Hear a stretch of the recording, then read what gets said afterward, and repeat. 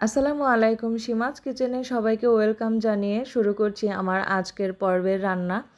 আজকের পর্বে আমি ফ্রাইড রাইস রান্না করব, আর সেজন্য আমি যে সবজিগুলো নিয়েছি আপনাদেরকে দেখিয়ে দিচ্ছি।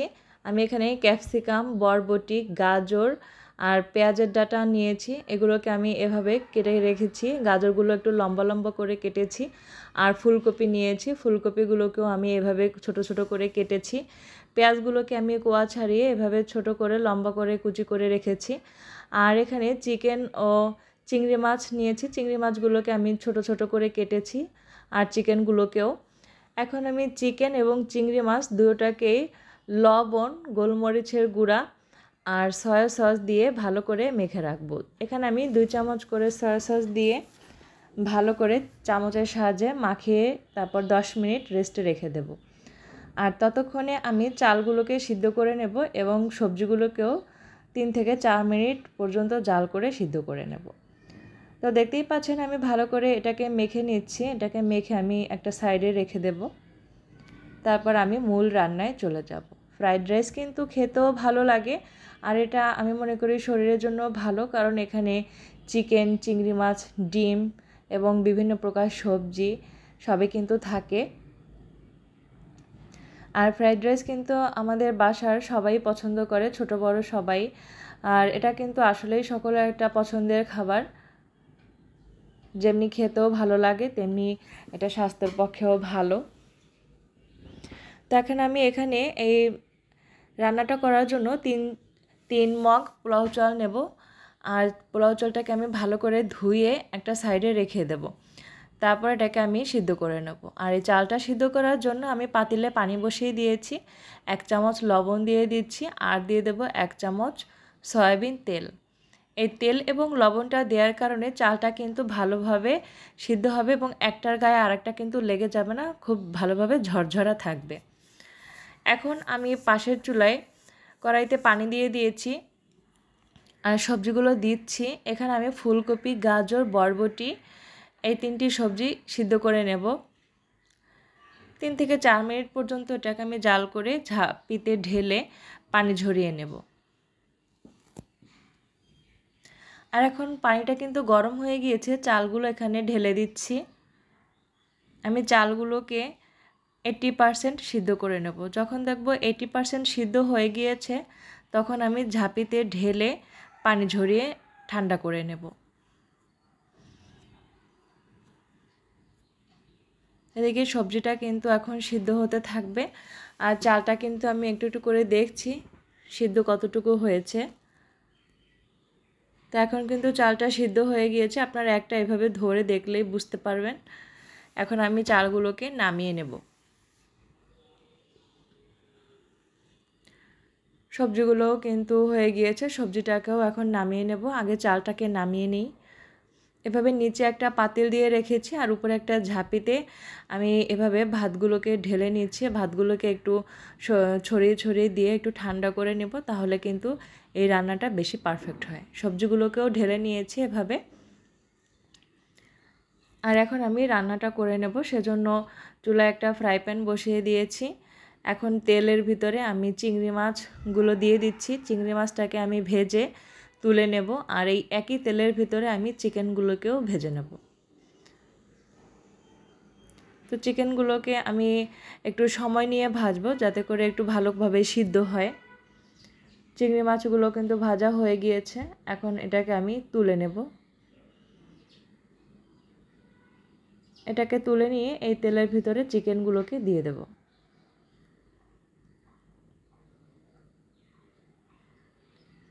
চিকেনগুলো দিয়ে দিলাম। এখন ভালোভাবে এটাকে নেড়ে চেড়ে একটু সময় নিয়ে এটাকে ভেজে নেব।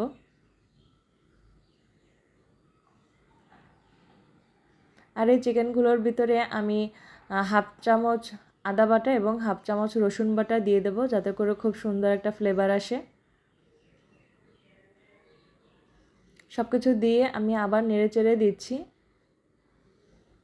এখন ঢাকনা দিয়ে ঢেকে এটাকে 3 থেকে 4 মিনিট পর্যন্ত একটু রেখে দেব।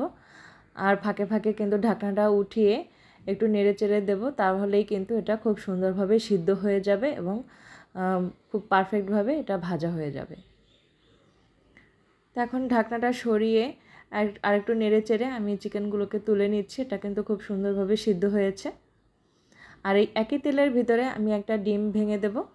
এই ডিমটাকে আমি ভালো করে ভেজে কুচি কুচি করে নেব।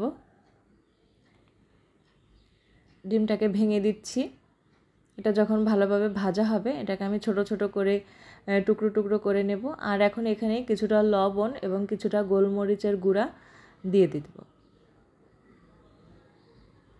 তাহলে এই ডিমটা থেকেও খুব সুন্দর একটা ফ্লেভার আসবে। তা আমি কিন্তু ভালোভাবে ডিমগুলোকে কুচি কুচি করে নিয়েছি। এখন এটাকেও আমি একটা বাটিতে তুলে নেব। সব কিছু আগে থেকে রেডি করে রাখলে এই রান্নাটা করতে কিন্তু তেমন সময় লাগে না, শুধু একটু সব কিছু রেডি করতে যা সময় লাগে। তো এখন এই তেলের ভিতরে আমি আরও তেল দিয়েছি। এই একই তেলের ভিতরে আমি রান্নাটা করে নেব, আর তেল দেওয়ার দরকার হবে না। এখন পেঁয়াজ কুচিগুলো দিয়ে আমি হালকা একটু ভেজে নিচ্ছি। আর এখন দিয়ে দিচ্ছি গরম মশলা। এখানে আমি দারচিনি, এলাচ এবং লবঙ্গ দিয়ে দিয়েছি, আর দিচ্ছি তেজপাতা। এলাচগুলোকে আমি একটু থেতো করে দিয়েছি খুব সুন্দর একটা ফ্লেভারের জন্য। তো সব কিছু দিয়ে আমি একটু নেড়ে চেড়ে নিচ্ছি। এখন আমি এখানে আস্তে আস্তে সব সবজিগুলো অ্যাড করব। এখন আমি সেই সিদ্ধ করে রাখা সবজিগুলো আগে অ্যাড করছি। ক্যাপসিকাম আর পেঁয়াজের ডাঁটাটা আমি একটু পরে দেব, কারণ ক্যাপসিকাম আর পেঁয়াজের ডাঁটা সিদ্ধ হতে কিন্তু তেমন সময় লাগে না। এগুলোকে আমি আগে একটু তেলের ভিতরে ভেজে নিচ্ছি। এখন এখানে আমি সয়া সস দিয়ে দিলাম 2 চামচ সয়া সস দিয়ে দিয়েছি। আর এখন দিয়ে দেব টমেটো সস। টমেটো সস আমি এখানে যতটুকু দিয়েছি তাতে 2 টেবিল চামচ হবে। আর এই টমেটো সস এবং সয়া সসটা দেওয়ার কারণে কিন্তু এই ফ্রাইড রাইসটা খেতে ভীষণ ভালো লাগে। সব কিছুকে আমি খুব ভালোভাবে মিশিয়ে নিচ্ছি। আর এখন সেই চিংড়ি মাছ, ডিম এবং চিকেন সবগুলোকে আমি একসাথে দিয়ে দিচ্ছি। দিয়ে দেব এখানে কাঁচামরিচ চেরা। সব কিছু দেওয়ার পরে আমি এখন এখানে ক্যাপসিকাম এবং পেঁয়াজের ডাঁটাগুলোকেও দিয়ে দিচ্ছি। আর সব কিছু এখন একসাথে নেড়ে চেড়ে কিছুক্ষণ ভেজে নিতে হবে। তাহলে সব মশলাগুলো একদম সব কিছুর সাথে ভালোভাবে মিশে যাবে। এ পর্যায়ে কিন্তু খুব সুন্দর একটা ফ্লেভার আসছে। এখন এখানে আমি কিছুটা লবণ দিয়ে দেব। আর এখানে দিয়ে দিচ্ছি কিছুটা গোলমরিচের গুঁড়া। এখন এখানে আমি হাফ চামচের একটু কম 1/3 চামচ জিরা গুঁড়া এবং 1/3 চামচ ধনিয়ার গুঁড়া দিয়ে দিচ্ছি। তাতে করে খুব সুন্দর একটা ফ্লেভার আসবে। এখন এখানে আমি হাফ চামচ আদা বাটা এবং হাফ চামচ রসুন বাটা দিয়ে দিচ্ছি। তাতে করে খুব সুন্দর একটা স্বাদ এবং ফ্লেভার আসবে।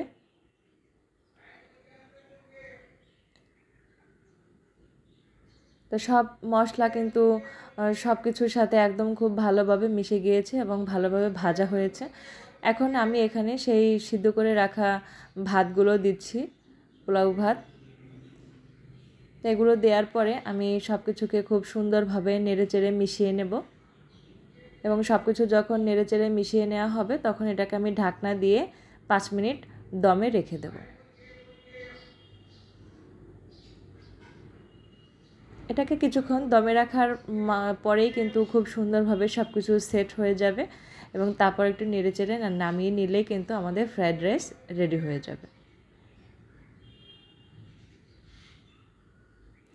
সব কিছুকে আমি নেড়েচেড়ে ভালোভাবে মিশিয়ে নিচ্ছি যাতে সবগুলো একদম ভালোভাবে মিশে যায়।